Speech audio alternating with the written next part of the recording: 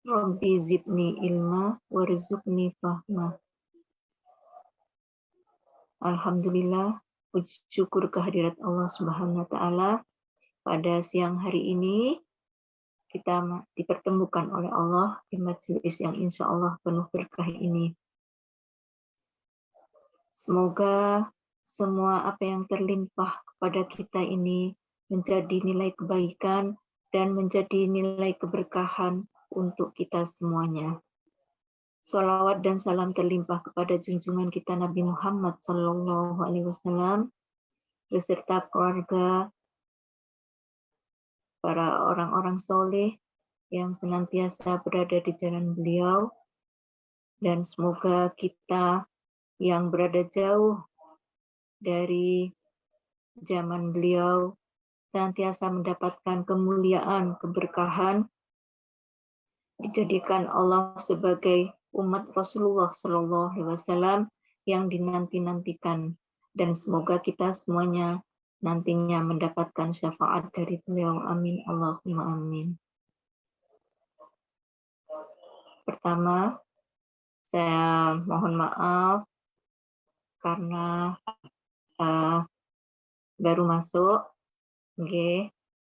Terus yang kedua, saya mengucapkan banyak terima kasih atas kebersamaan ini, di mana kita mungkin belum pernah bertemu, belum pernah berjumpa, walaupun lewat medsos, mungkin ada gambar yang tidak kelihatan, profil kita tidak tahu gitu, nggih. Jadi kita hari ini memang benar-benar baru bisa berjumpa walaupun hanya lewat medsos seperti ini. Sebelumnya saya juga mohon maaf yang sebesar-besarnya, yang rencananya saya tadi bisa hadir di Masjid Polinema Tengah. Ternyata saya tidak bisa hadir karena ada beberapa hal, yang mana pada kesempatan siang hari ini juga ada kegiatan sebenarnya, kegiatan sekolah yang diharapkan untuk kepala sekolah dan operator sekolah itu harus hadir, karena ada sesuatu hal yang harus disosialisasikan pada hari ini juga.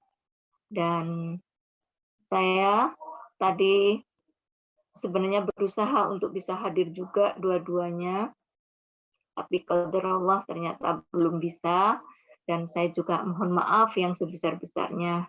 Semoga di lain kesempatan saya juga bisa hadir bersama, minimal bersama panitia di Masjid Polinema Tengah. Mungkin itu saya ingin memperkenalkan pada kesempatan ini kita belum pernah berjumpa, atau mungkin salam kenal dari saya biasanya dipanggilnya, kalau nama panjang saya itu Sri Aprilina Kartiningsih, tapi biasanya saya dipanggilnya Bu Lina. Saya kegiatannya itu sehari-harinya adalah ibu rumah tangga dengan 4 orang putra dan putri. Alhamdulillah saya masih diberi kesempatan oleh Allah untuk menjadi seorang ibu dari 4 putra-putri saya. Kegiatan saya selain itu yaitu bersama dengan ini anak-anak kecil, ya saya membantu kegiatan di kelompok bermain yang tempatnya juga tidak jauh dari tempat tinggal saya. Namanya kelompok bermain Al-Furqon. Karena tempatnya juga masih di lingkungan perumahan, dan juga masjidnya namanya juga Masjid Al-Furqon. Dulu di masjid, sekarang tinggal tempat sekolahnya itu berseberangan dengan masjid. Juga biasanya bersama anak-anak juga anak-anak usia kecil sampai paling maksimal usia SMP gitu. Kalau sore itu ada TPQ, namanya TPQ Al-Furqan. Di sana saya juga bersama-sama dengan anak-anak ikut belajar bersama, mengaji bersama, untuk menumbuhkan semangat bagi adik-adik kecil, khususnya di lingkungan sekitar perumahan kami. Namanya TPQ Al-Furqan. Itu sekilas dari beberapa kegiatan sederhana yang saya lakukan dalam dan alhamdulillah itu sudah berlangsung cukup lama, mulai sudah berapa tahun ya, sudah hampir 20-an tahun lah gitu nggih. Alhamdulillah, semoga kegiatan-kegiatan itu juga menjadi penyemangat saya sebagai orang tua dan khususnya sebagai ibu untuk bisa bersama-sama, walaupun anak-anak saya sekarang sudah besar-besar, tapi saya sangat bersyukur masih diberi kesempatan bisa bersama dengan anak-anak yang kecil-kecil, karena dari mereka itu banyak pelajaran yang bisa saya ambil, pelajaran hidup yang tidak bisa saya beli dan yang tidak bisa saya dapatkan di bangku sekolah. Mungkin itu yang bisa saya sampaikan tentang kegiatan-kegiatan saya. Alhamdulillah pada siang hari ini kita bisa bersama-sama. Terima kasih kepada mbak-mbak yang begitu semangat untuk bisa mengadakan acara-acara kegiatan-kegiatan seperti ini. Semoga semua niat dan usaha dari mbak-mbak semuanya ini mendapatkan nilai kebaikan, nilai keberkahan, dan juga kemuliaan. Kenapa? Karena sesuatu yang kita usahakan dengan niat yang baik untuk bukan hanya untuk diri kita sendiri, tapi untuk banyak orang, khususnya sekitar kita, minimal teman-teman dekat kita, saudara-saudara kita di sekitar kita, itu adalah nilai kemuliaan yang sangat besar. Karena kita sebagai manusia sudah diciptakan secara naluri oleh Allah bahwa kita tidak akan pernah bisa hidup sendiri. Kita pasti bersama dengan orang lain.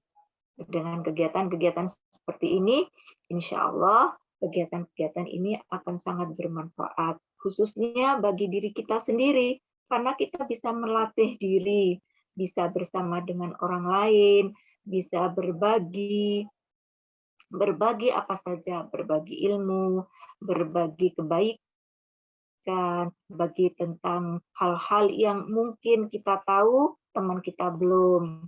Teman kita tahu, kita masih belum. Jadi dari situ ada interaksi, suatu nilai kebaikan yang mutualisme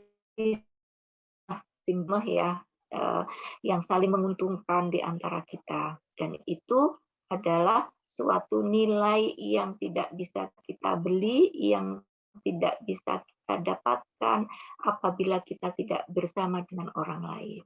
Ini harus dijadikan kebutuhan bagi kita. Saya manggilnya ini adik-adik apa mbak-mbak ya, karena rata-rata kalian adalah generasi-generasi penerus bangsa. Kalian harus bangga, bukan bangga untuk menyombongkan diri, tapi bangga untuk bersyukur bahwa kalian sudah dipilih oleh Allah untuk menjadi yang menjadikan nilai kebaikan dalam kehidupan ini. Karena tidak semua dari seperti seusia kalian ini bisa melanjutkan sekolahnya. Walaupun mungkin saya yakin rata-rata semua orang ingin untuk bisa melanjutkan sekolah, mulai dari SD, SMP sesuai jenjang di dalam negara kita, ada SD, SMP, karena tidak sama biasanya setiap negara itu ya, sampai perguruan tinggi. Jadi kita sangat bersyukur sudah diberi kesempatan seperti ini. Yang kedua, juga ini suatu kesempatan yang sangat baik sekali bagi kalian. Kenapa? Karena dengan demikian kalian akan bisa lebih memberikan kemanfaatan pada lingkungan sekitarnya. Seperti yang saya sebutkan tadi, bahwa kita ini adalah makhluk sosial, makhluk yang tidak akan pernah bisa hidup sendiri.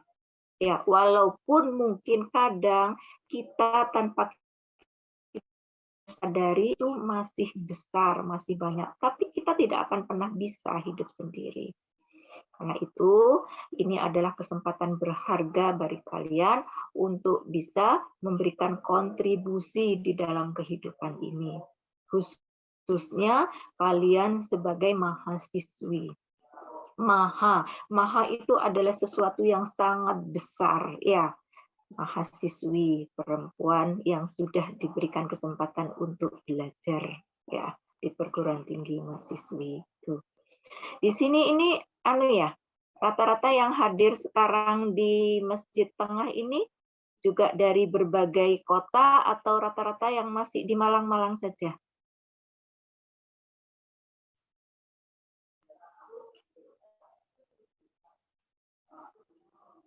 Iya.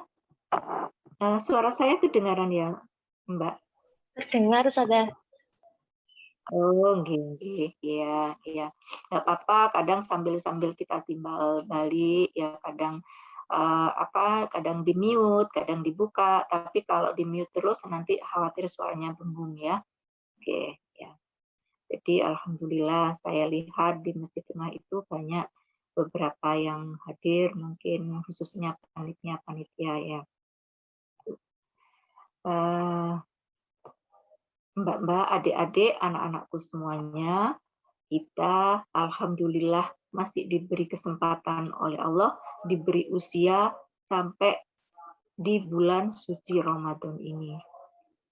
Sebelumnya kita selalu bermohon kepada Allah, kita selalu berdoa kepada Allah dengan berdoa semoga kita diberikan mulai dari bulan Rajab kemarin ya, Rajab, Sya'ban, Ramadan, kita mohon Allahumma barik lana fi Rajaba wa Sya'bana wa ballighna Ramadan. Kita mohon kepada Allah untuk bisa dipertemukan dengan bulan suci Ramadan dengan melewati bulan Rajab, Sya'ban. Ya, bulan ancang-ancang di mana kita akan memasuki bulan yang sangat mulia ini.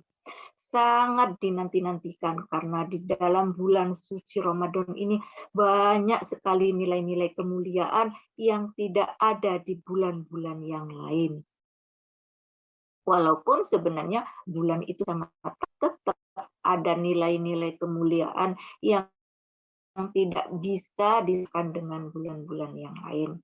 Seperti dalam Rasulullah menyebutkan ada 4 bulan haram, 4 bulan kemuliaan di dalam bulan tahun-tahun Hijriah itu misalnya seperti yang insya Allah kita sudah hafal semuanya ya. Mulai dari bulan Dzulhijjah, Muharram, dan yang jauh itu adalah bulan Rajab. Jadi 4 bulan itu adalah bulan-bulan mulia. Di situ banyak juga kemuliaan-kemuliaan. Dan bulan ini, bulan Ramadan ini jauh dari bulan-bulan yang lain itu. Inilah kemuliaan yang Allah berikan kepada kita sebagai umat Rasulullah SAW. Bulan yang dibedakan, dimuliakan dari bulan-bulan yang lain. Dan bersyukur kita kepada Allah, kita masih diberi kesempatan untuk bisa menangi dan suci Ramadan. Karena tanpa kita sadari, banyak juga saudara-saudara kita atau tetangga kita atau mungkin keluarga kita yang sudah dipanggil oleh Allah sebelum memasuki bulan suci Ramadan. Jadi ini suatu karunia yang sangat besar. Adik-adik, anak-anakku sekalian yang dirahmati Allah, syukur kita ini harus bertambah dan bertambah. Sepertinya bulan suci Ramadan adalah bulan-bulan biasa, tapi Rasulullah mengajarkan kepada kita untuk senantiasa menyambut dengan doa-doa itu untuk bisa di bulan suci Ramadan kita disampaikan bulan suci Ramadan. Kita diberikan kesempatan oleh Allah untuk bisa menangi Ramadan itu adalah suatu hal yang sangat besar. Makanya kata Rasulullah, siapa yang bergembira, yang berbahagia, yang sangat menanti-nantikan Ramadan itu akan dimuliakan oleh Allah Subhanahu wa taala. Sehingga ada dalam hadis Rasulullah SAW itu bahwa kemuliaan, keutamaan orang dia menangi Ramadan itu bahkan seakan-akan itu lebih kemuliaannya dari orang yang seandainya itu mati nanti adalah mati syahid. Padahal kita tahu mati syahid adalah seutama-utamanya kemuliaan. Mati syahid di medan perang gina ya, karena mati syahid itu ada juga waktu misalnya seperti orang kebakaran itu mati syahid, seorang perempuan yang melahirkan meninggal itu juga mati syahid. Tapi di sini khusus konteksnya adalah mati syahid yang berada di medan peperangan. Itu kata Rasulullah lebih utama adalah orang yang menangi Ramadan dan bisa menyempurnakan Ramadan, dan seandainya itu nanti dipanggil oleh Allah, kemuliaannya itu melebihi dari orang yang mati syahid di medan perang. Seperti itu, sampai seperti itu. Makanya kita atau saudara-saudara kita, teman-teman kita yang mungkin masih belum untuk bisa menjalankan puasa di bulan suci Ramadan itu, kita dekati, kita sayangi, mungkin dengan demikian kita bisa berikan pada mereka sehingga mereka juga bersemangat untuk bisa menjalankan puasa di bulan suci Ramadan. Dan alhamdulillah kita diberi kesempatan seperti ini. Jadi itu pembuka awal bahwa Ramadan ini memang benar-benar bulan yang sangat dimuliakan oleh Allah Subhanahu wa taala. Oke. Adik-adik, anak-anakku semuanya yang dirahmati Allah, kita sangat bersyukur kepada Allah. Kita di bulan suci Ramadan ini diberikan sehat walafiat. Tidak sedikit juga orang yang ingin sekali berpuasa, tapi dikasih sakit oleh Allah, dikasih ujian sakit. Terus tidak bisa menyempurnakan Ramadannya. Jadi kita memang harus banyak-banyak bersyukur. Saya secara pribadi sangat bersyukur sekali kepada Allah. Kenapa? Karena saya masih diberi kesempatan sama Allah untuk bisa menangi Ramadan. Beberapa waktu yang lalu, kakak ipar saya itu dipanggil oleh Allah Subhanahu wa taala. Kurang beberapa dari Ramadan.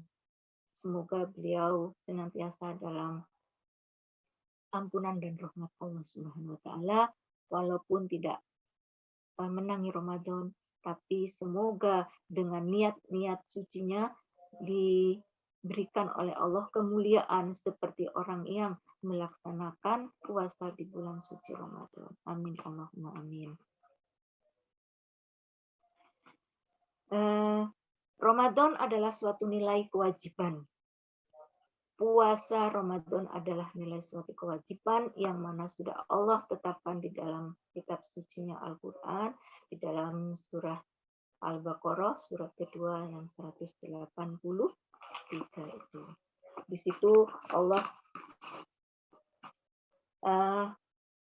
firmankan bahwa ya ayyuhalladzina amanu kutiba alaikumusyamu kama kutiba 'alal ladzina min qablikum la'allakum tattaqun.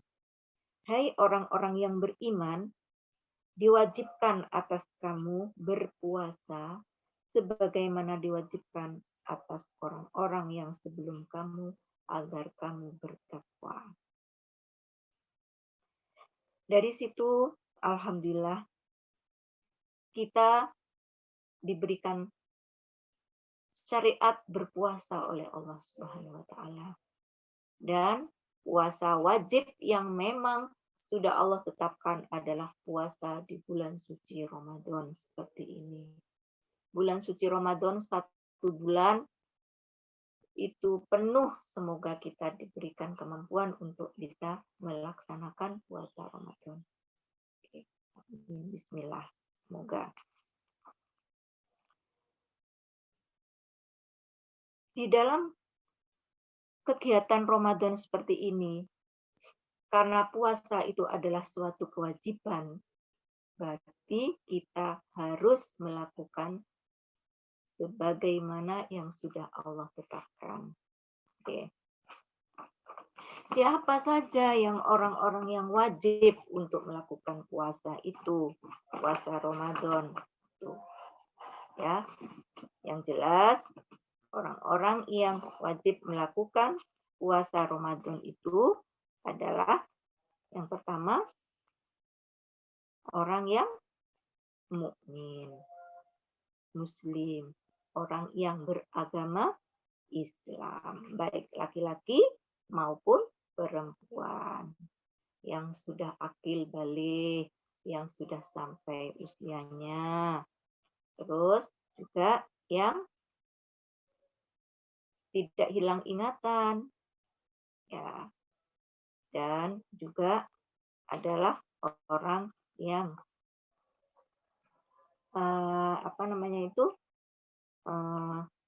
mukmin, sehat, wal afiat. Itu yang diwajibkan oleh Allah Subhanahu wa taala lewat Rasulnya disampaikan bahwa mereka yang wajib melakukan ibadah puasa di bulan Ramadan itu adalah yang pertama, seorang yang sudah beragama Islam. Orang yang di luar itu tidak wajib. Terus yang kedua juga sudah balik. Balik seperti kita. Kalau usia perempuan biasanya yang sudah haid, insya Allah itu sudah balik. Walaupun kadang sekarang itu anak-anak usia haid itu sudah masih SD itu ya, itu sudah rata-rata sudah haid. Kalau mungkin pada zamannya ibu dulu, seusia saya ini, anak-anak haid itu biasanya sudah usia SMP kelas 2, kelas 3, kadang bahkan ada yang sudah baru SMA itu baru haid. Tapi kalau yang saya perhatikan beberapa waktu belakangan ini, anak usia SD kelas 5 bahkan kelas 4 itu sudah haid. Ya, jadi dia sudah wajib untuk melaksanakan puasa di bulan Ramadan. Ya, terus yang selanjutnya itu berakal sehat. Jadi orang yang seperti hilang ingatan itu tidak mempunyai kewajiban untuk melaksanakan puasa di bulan Ramadan. Terus yang juga itu adalah yang sehat walafiat. Kenapa? Karena nanti juga ada orang yang masih diberikan rukhsah atau keringanan oleh Allah untuk tidak melakukan puasa di bulan Ramadan. Ya, ada yang mengkodok, ada yang bayar fidyah. Oke. Terus juga yang mukim. Yang mukim misalnya seperti mbak-mbak ini ada di Kota Malang, kan sudah diniatkan untuk mukim di Kota Malang, berarti juga wajib berpuasa. Tuh, walaupun tempat kelahirnya bukan di Kota Malang, tapi tinggal sudah mukim di Kota Malang karena sudah diniatkan untuk tinggal di Kota Malang untuk melakukan kegiatan kuliah, bekerja dan sebagainya. Tuh. Jadi seperti itu. Orang yang wajib melakukan puasa Ramadan. Jadi kalau mereka yang tidak wajib, siapa saja? Ya, Yang tidak wajib itu yang jelas yang kan orang Islam. Ya, terus juga anak-anak. Anak-anak itu boleh melakukan puasa Ramadan itu tapi sifatnya adalah belajar. Oke, hanya belajar. Tapi kalau nanti mereka sudah akil balik, mereka sudah wajib. Dan harus, anak-anak itu harus, misalnya mbaknya adik, nah itu didekati, biar apa? Biar latihan. Karena itu latihan itu sangat penting bagi seorang anak untuk nantinya bisa melakukan puasa itu dengan benar-benar puasa. Dan juga dilatih, dirangsang biar sangat merasa gembira dengan adanya bulan Ramadan itu dengan puasa, tidak merasa Ramadan lagi, jangan seperti itu. Nanti kita tidak mendapatkan kebahagiaan, kemuliaan seperti karena orang yang berpuasa sangat sangat merasa senang dengan datangnya Ramadan itu akan mendapat kemuliaan dari Allah Subhanahu wa taala. Jadi adik-adik yang masih kecil-kecil yang mungkin mbak-mbak punya adik-adik itu dirangsang biar apa? Biar semangat, biar gembira, biar merasa bahagia dengan hanya bulan suci Ramadan. Seperti itu. Makanya biasanya kalau di daerah-daerah itu semarak sekali untuk mengadakan menyambut bulan suci Ramadan. Untuk apa? Untuk menyemangat gairahkan bahwa Ramadan itu bukan bulan biasa. Ramadan itu bukan sekedar bulan yang hanya untuk berpuasa biasa. Tidak. Jadi dengan adanya Ramadan itu harus semangat. Semangat itu harus ada di semua kalangan, bukan hanya di kalangan orang besar, tapi juga di anak-anak. Itu harus dibangkitkan kembali dan terus dibangkitkan. Apalagi zaman-zaman sekarang ini kegiatan atau aktivitas yang di luar yang mungkin kadang-kadang tanpa kita sadari itu mengganggu aktivitas keibadah kita itu sangat besar sekali.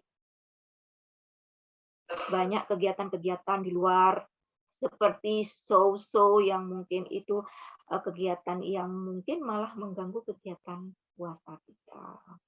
Dan juga mungkin seperti apa namanya kayak bukber itu mungkin boleh bukber itu diadakan, tapi apa sebenarnya bukber itu untuk apa? Karena sebenarnya buka bersama itu adalah untuk mengingat Allah dan untuk memuliakan bulan suci Ramadan itu.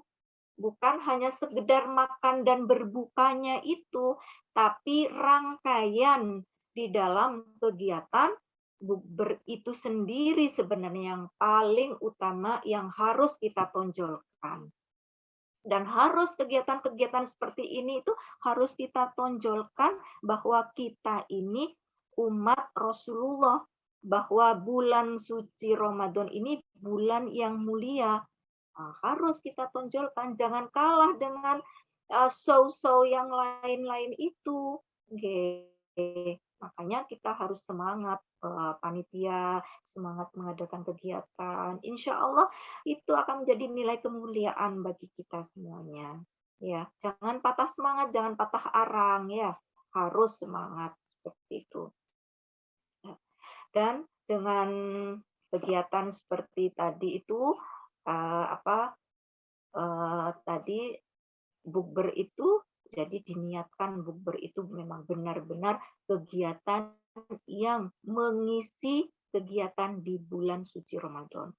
Karena bukber itu bukan hanya berbukanya, tapi nilai yang di dalam itu yang paling diutamakan bahwa di dalam bukber itu ada nilai kemuliaan Ramadan, bahwa kita sebagai umat Islam itu ingin menunjukkan bahwa Ramadan itu adalah bulan yang mulia.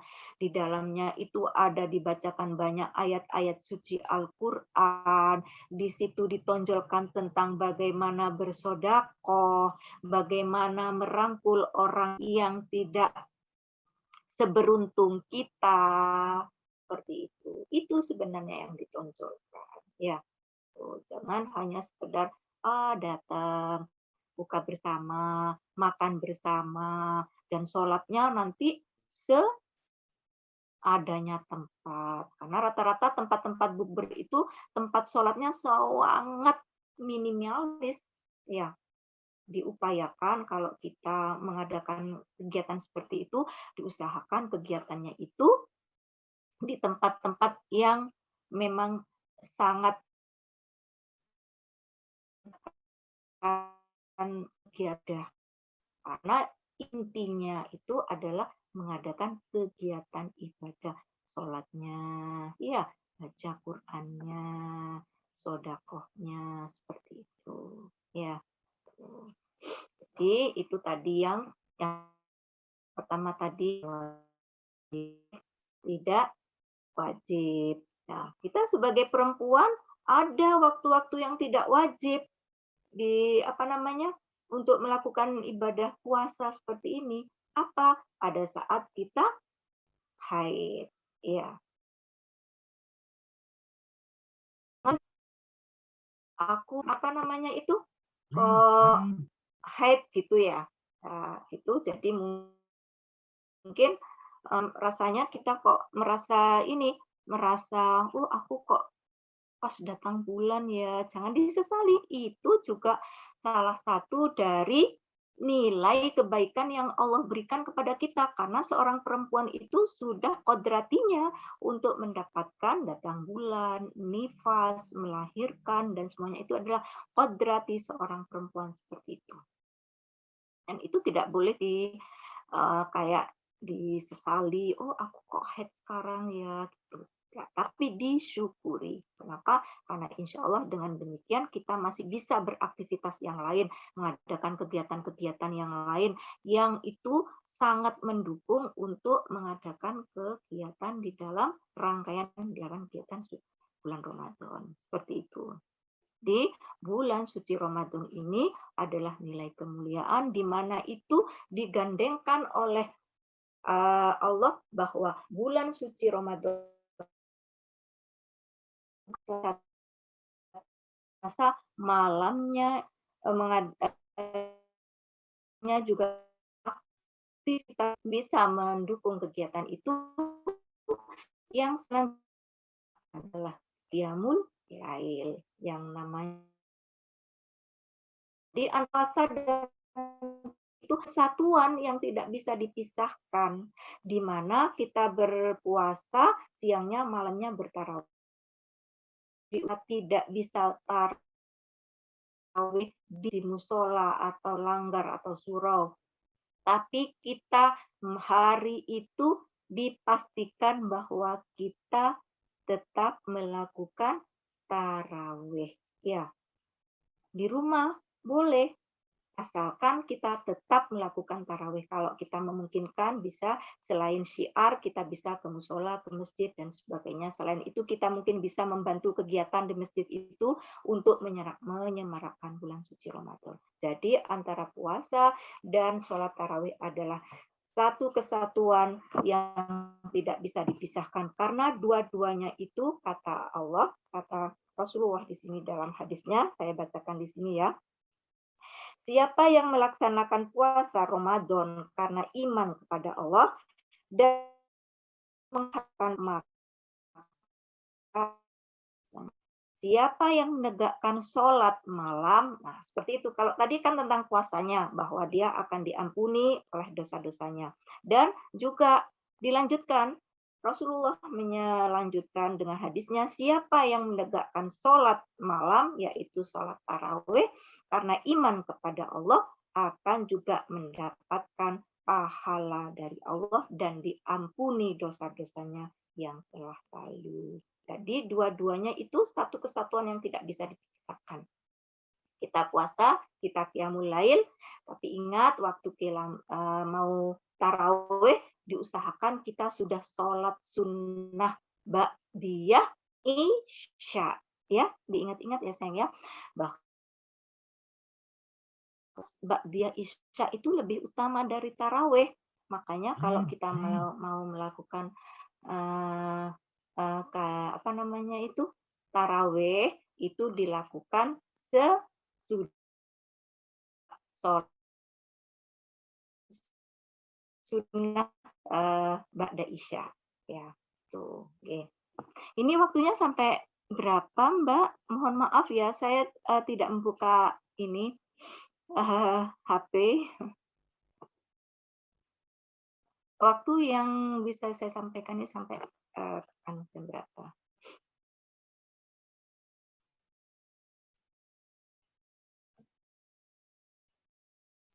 Saya sambil tolong diingatkan.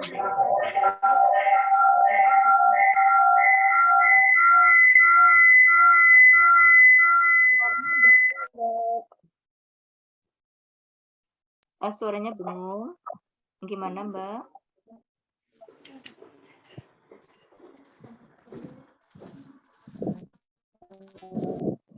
Saya sampaikannya sampai jam berapa?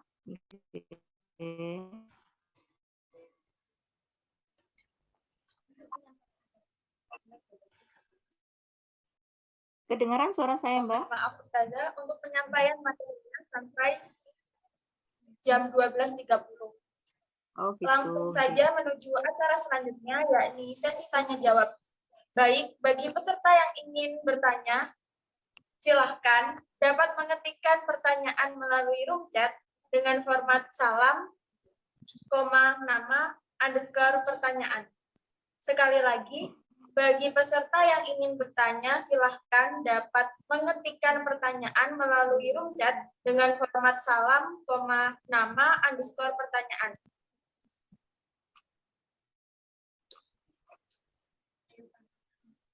Ya, monggo nanti siapa mungkin yang akan memberikan masukan atau pertanyaan atau sharing, kita bersama-sama di sini adalah sebagai sesama ini ya, sama saling memberikan kebaikan.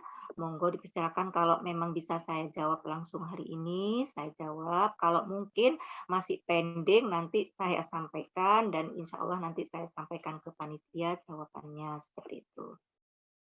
Jadi monggo. Tapi suara saya kedengaran ya, Mbak ya? Terdengar, Ustazah.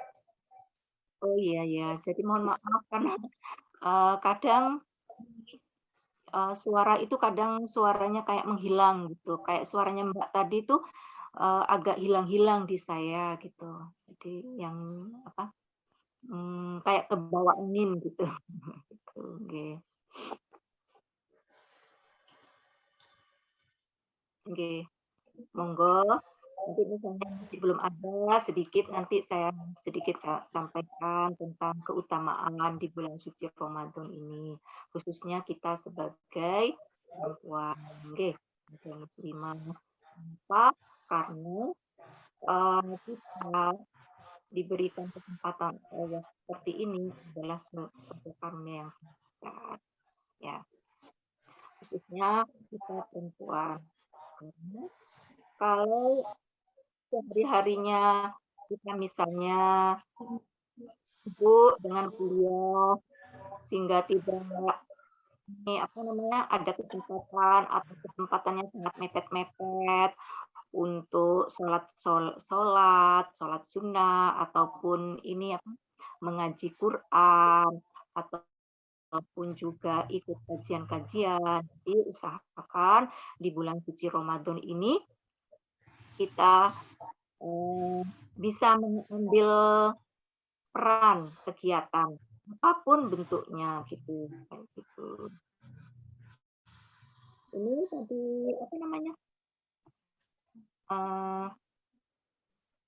Tadi ada ini tolong bacakan Mbak pertanyaannya Mbak. Ini barusan ada chat, tolong bacakan pertanyaannya.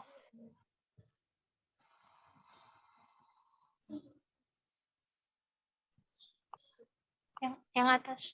Ya, yang pertama tadi yang apa namanya sholat tarawih itu ya.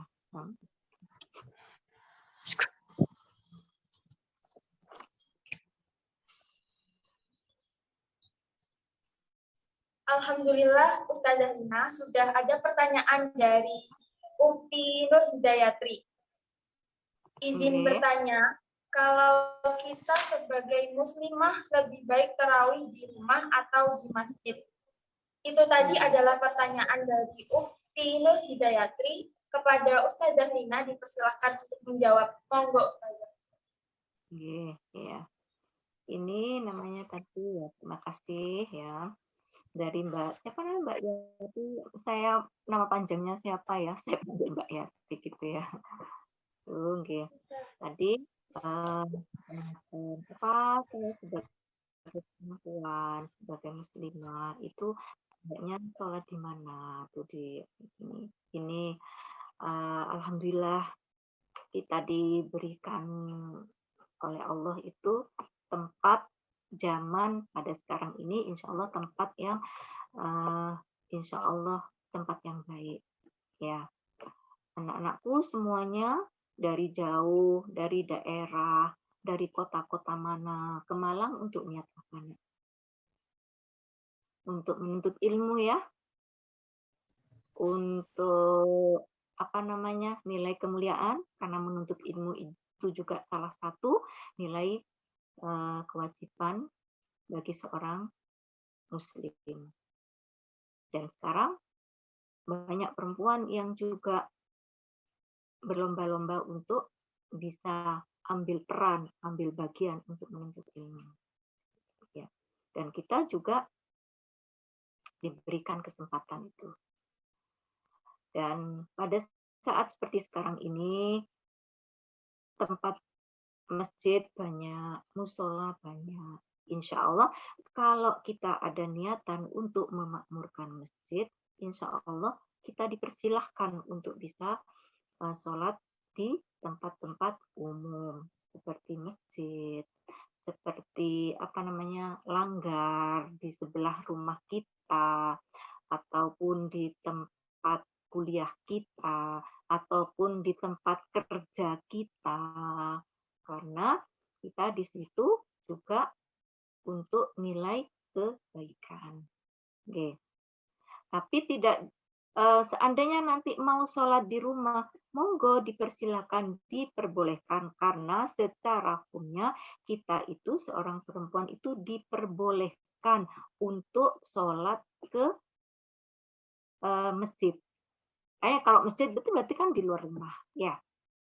Diperbolehkan. Rasulullah memperbolehkan kita untuk sholat di luar rumah ke masjid. Kata Rasulullah, kalau bagi muslimah yang suami-suaminya yang ingin istri-istrinya tuh untuk melakukan suatu kegiatan di masjid, tidak dilarang. Semampang itu tidak akan membahayakan, tidak ada sesuatu yang sangat apa namanya itu membahayakan baik dirinya maupun lingkungannya. Seperti itu. Jadi misalnya kalian ada tempat tinggal di rumah perumahannya, samping kanan kirinya atau ada masjid. Bisa dimakmurkan di sana, dia ada kegiatan, kalian bisa membantu di sana agar kegiatan di masjid itu lebih nanti menjadi nilai kebaikan, keberkahan bagi sekitarnya, bagi lingkungan sekitarnya. Seperti itu. Dan kalau misalnya karena ada udzur syar'i itu apa, kita tidak ke masjid juga tidak apa-apa karena sholat sunnah ini juga bisa dilakukan di rumah kita masing-masing asalkan sholat tarawih itu tetap kita lakukan. Tapi kalau kita masih ada kemungkinan untuk bisa ke masjid, juga usahakan kita ke masjid. Karena Rasulullah juga menyampaikan bahwa tidak dilarang istri-istrimu kalau ingin mengadakan kegiatan sholat di masjid. Ya, seperti itu. Karena juga lingkungannya mendukung, ya tempat-tempatnya itu seperti itu. Dan juga kalian melakukan ibadah untuk belajar ini juga dalam rangka niat karena Allah Subhanahu wa taala, sama dengan kita melangkah ke masjid itu juga karena dalam rangka apa kemuliaan seperti itu. Oke. Jadi tidak apa namanya tidak dilarang diperbolehkan.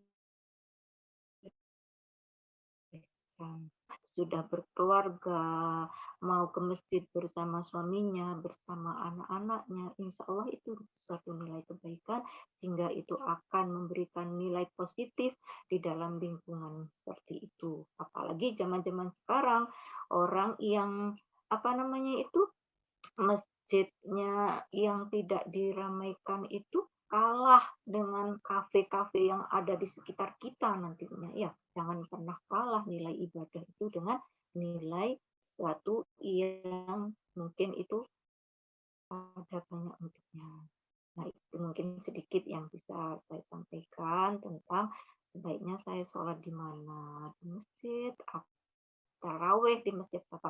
Kalau itu sesuatu yang sangat tidak kondusif, sebaiknya sholat di rumah. Tapi kalau memang itu begitu kondusif dan memang itu ada nilai kebaikan yang lebih, itu monggo sholat di masjid itu insya Allah mendapatkan juga nilai kebaikan-kebaikan. Ya, itu. Mungkin ini yang bisa saya sampaikan. Nanti misalnya gimananya, monggo. Atau ada pertanyaan yang selanjutnya, monggo dipersilahkan.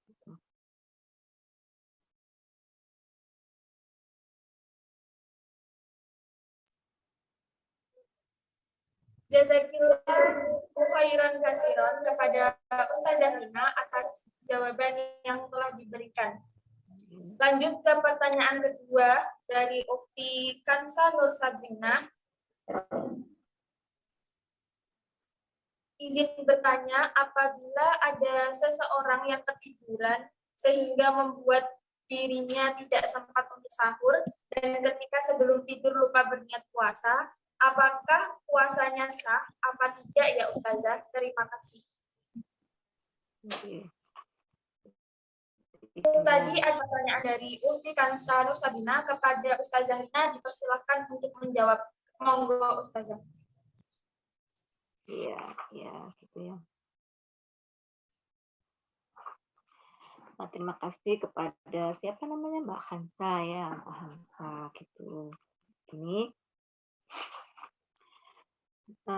di dalam bulan suci Ramadan ini memang ujiannya sangat banyak, Nak, sangat besar ya. Siang ujiannya banyak, malam juga ujiannya banyak, sudah malam kadang kita banyak aktivitas, juga sesudah berbuka itu kadang sudah terisi sehingga kadang ini ya rasa kantuk itu kadang bahkan pada saat kita melakukan sholat isya tarawih itu sudah kantuk sekali ya seperti itu. Bagaimana kalau kita ini ketiduran sehingga tidak itu. Tapi saya yakin insya Allah kita sudah masuk bulan suci Ramadan itu sudah kita ada niatan untuk melakukan puasa. Memang niat di dalam bulan puasa itu, khususnya di bulan Ramadan adalah niat yang sudah diniatkan sebelumnya. Ya, yang sudah diniatkan sebelumnya bahwa kita itu akan berpuasa di besok harinya. Makanya biasanya kalau dilanggar-langgar, di surau itu di musola-musola kita disemangati dengan sama-sama membaca diniatkan walaupun niat itu ada lewat juga secara dohir kita bacakan seperti itu untuk apa? Untuk menguatkan kita, semangati kita bahwa kita itu ada niat untuk memang sudah akan berpuasa di besok harinya. Sehingga kita sering baca bersama-sama ya. Itu sesuatu yang sangat bagus. Kenapa? Karena itu untuk menggugah semangat bahwa besok kita akan berpuasa. Juga menambah semangat biar kita itu nanti sahurnya juga semangat. belnya dipasang, temannya yang misalnya satu kosan itu saling mengingatkan gitu, seperti itu. Itu tuh salah satu upaya-upaya yang memang harus kita lakukan. Karena kalau tidak demikian mungkin kita akan kadang terasa ini agak lalai, sehingga karena mungkin banyak kegiatan siang harinya banyak sekali sehingga akhirnya kita kecapean, ketiduran, sebagainya tuh.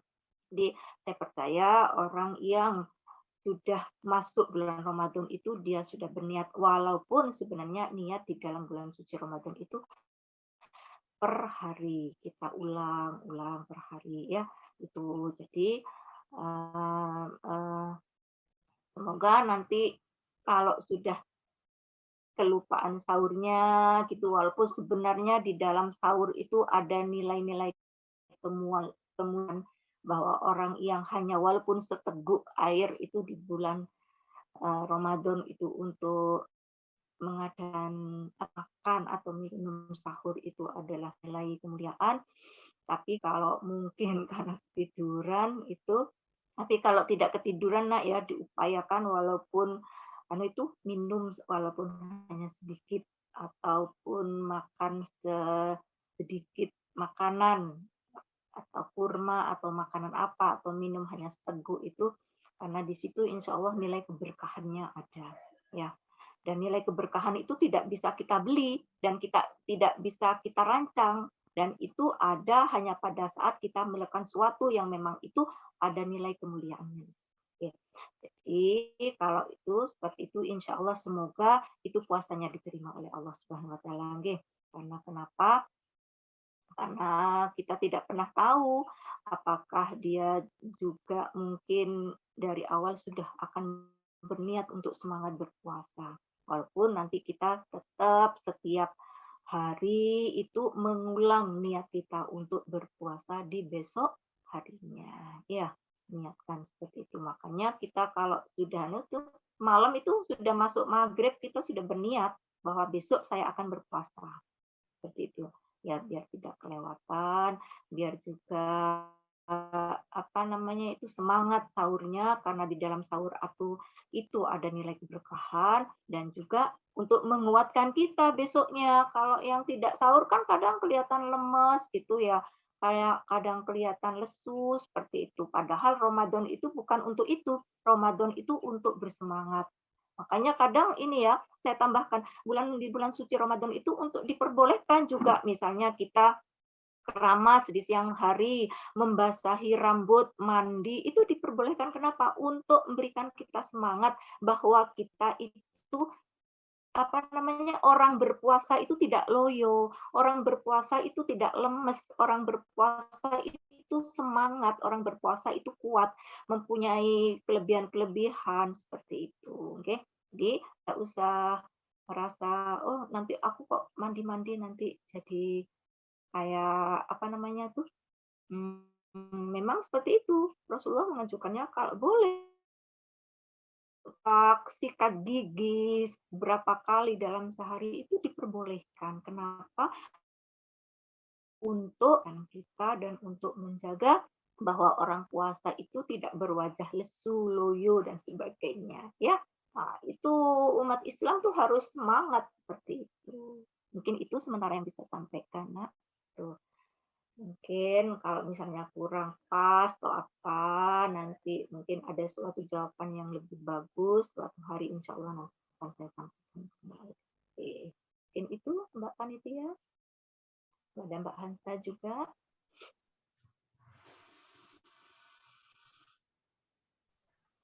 Jazakillahu khairan katsiran kepada Ustazah Rina atas jawaban yang telah diberikan. Baik, karena keterbatasan waktu, kami mohon maaf bagi teman-teman yang pertanyaannya belum terjawab sekarang, tetapi jangan khawatir, kami membuka kesempatan bagi teman-teman yang ingin mengajukan pertanyaan mengenai materi hari ini. Nah, untuk jawaban dari pertanyaan teman-teman yang belum terjawab, insya Allah akan di-share jawabannya melalui grup Firma Jumat beserta notulen dari kajian hari ini.